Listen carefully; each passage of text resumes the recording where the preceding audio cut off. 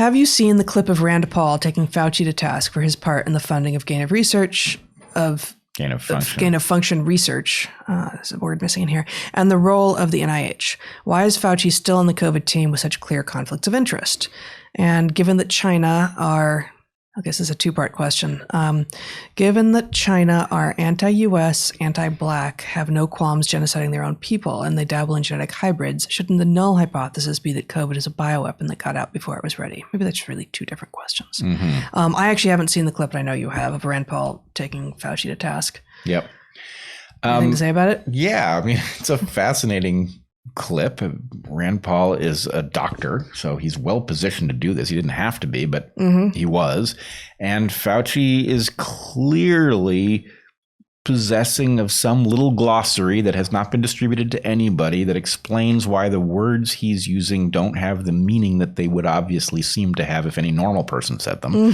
So anyway, yeah, it depends what your definition of is. It depends. Well, yeah, it is exactly that. But yeah, it's fascinating. Why we're still listening to Fauci, I have no idea. And I think the thing is, the allergy to Trump was so severe that anything that was viewed as in opposition to Trump has been granted a kind of license like no normal human being has. And I don't know how many times. I mean, look, I thought about digging it up for today's live stream.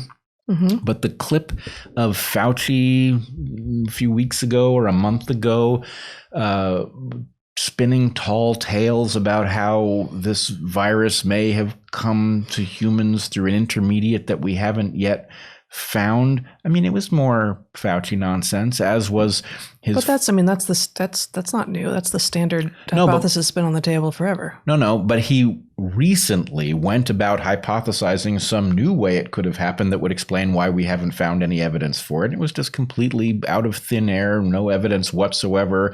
Don't look over there, look over here. Never mind the man behind the curtain stuff. And so the point is, how many times would Fauci have to show up lying or just simply involved in a pathway that is implicated in some? I mean, he's central to the question of why gain of function research was being funded during the Trump administration. He lied to us about masks, and which we now know because he told us that that's what he was doing. I don't know why we're still listening to him. I find it shocking. And maybe we don't want to spend much time here, but to the question about whether or not the null hypothesis should be that COVID is a bioweapon. I don't think there's.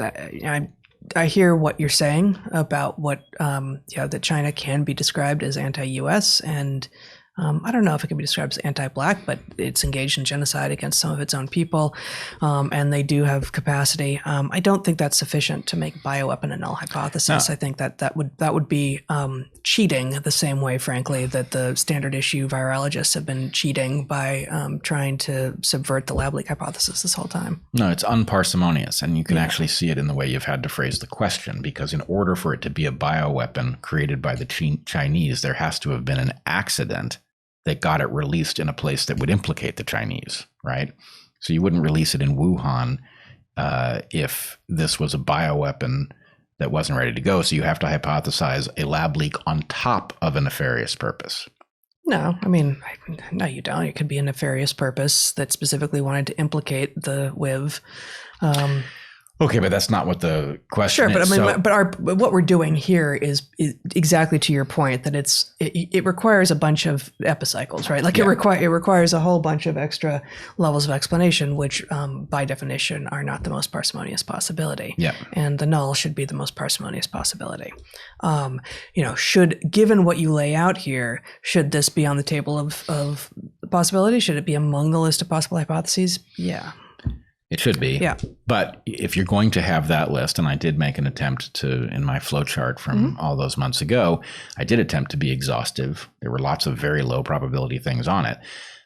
But you would have to include not just a Chinese bioweapon, but you'd have to include the possibility that somebody else released it intentionally, and they did so in Wuhan in order to implicate the Chinese, because people would inevitably connect those dots. Yeah. So anyway, I'm not saying any of those things are likely. We haven't seen evidence for any of them, so let's leave them all as possibilities that must formally be included in a complete solution set, but for which there is no evidence.